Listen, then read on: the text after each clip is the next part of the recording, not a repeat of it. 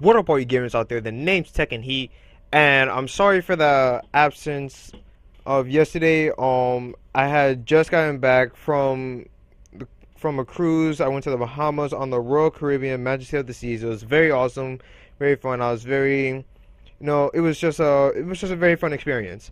I got back yesterday, and since I came back yesterday, I really didn't have enough time to come up with anything. So I just figured, let me just take a break from there. But today I'm back, and what I'm bringing to you guys is a talk about the console wars. Xbox One versus the PS4, next gen consoles. Some people may be talking about the Wii U, but that's none of our hardcore gamer businesses. We really don't care about that. What we really care about is these two titans. Now, what I'm about to talk about today is the hardware. The stuff behind, in a way, like behind the scenes of these two consoles, the stuff that we don't fully pay attention to. So, oh, and also, the gameplay that you're watching is a 44-7 with the AN94 playing Hardpoint, and I'm sorry if the gameplay looks a little, spazzy and stuff. I don't know what's going on with my capture card. For those of you guys who do not know, I'm using a Rockshio Game Catcher HD Pro. I don't know why it's just been acting up lately. So sorry about that, but just listen to the commentary. So, like I said, I'm going to be talking about the hardware today, and this may, to a lot of you, may be some old news since this has been out for a while now. But if you haven't heard, then well, this is a place to be. So, first thing I want to talk about is the CPUs that these two consoles use. Now, these two consoles actually use the same exact CPU. They use an 8-core processor by AMD. And AMD is actually a very, very popular company for technology and stuff. So, it doesn't fully surprise me to hear about these two consoles moving on from their old CPUs to one from AMD. But something slightly different between these two is they have said that the Xbox One's CPU is going to be more, in a way, heavily modified with the CPU, while the PS4 is just going to be using their an x86-64 Jaguar CPU. But no matter what, they're still using basically the same CPU. So when it comes to that part, CPU wise, these things are relatively equal.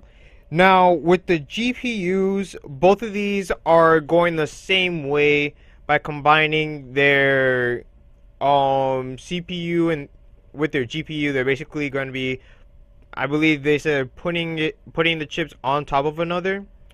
So that's something similar with both of these.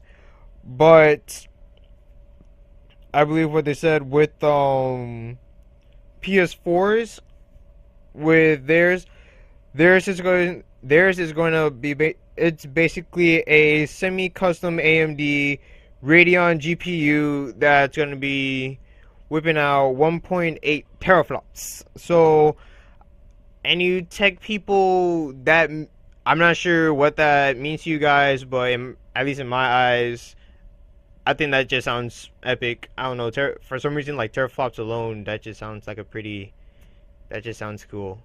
Teraflops sounds powerful. Another thing, a very big, like a very big, I don't know what you want to call it. I guess you could say like a very big point, or not. I don't know what you want to call it, but something that a lot of people have been noticing is with the two consoles is their RAM. Now, with their RAM, they both have 8 gigabytes of RAM, but the big difference is that the PlayStation 4 is using DDR5 RAM while Xbox One is using DDR3. So what this basically means is, what I'm saying here is that the PS4 is going to be having that edge on RAM wise, even though they're both 8 gigabytes. It seems to me that PlayStation 4 has the more updated version of RAM.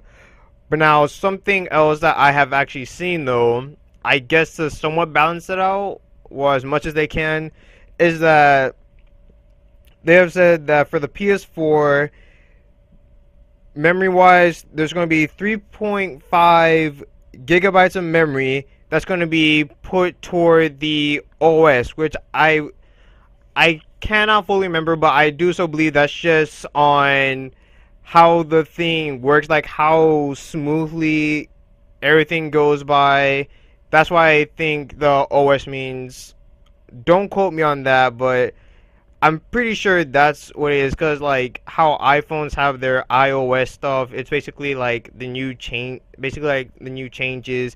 You know, if it works, it makes it work faster and stuff. I do so believe that's how it is. Once again, do not quote me on that. But yes, PS4 is going to be giving 3.5 gigabytes of memory to the OS, while they are giving 4.5 gigabytes to the developers to work with.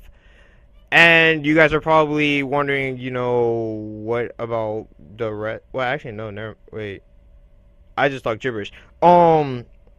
Whatever. They're also saying that there's gonna be they're gonna be adding in extra 1 gigabyte of memory for whatever the hell it's going to be needed for. You know, it's not going to be put toward the developers or for the OS. It's just there if it's ever needed. So yeah, now when you compare that to the Xbox One, the Xbox One, when it comes to the OS, instead of the PS4's 3.5 gigabytes, the Xbox One is actually using less. It's using only 3 gigabytes of memory for the OS, but instead of the 4.5 gigabytes to the developers that the PS4 is doing, Microsoft is going to be giving 5 full gigabytes to the developers. So the developers are going to be having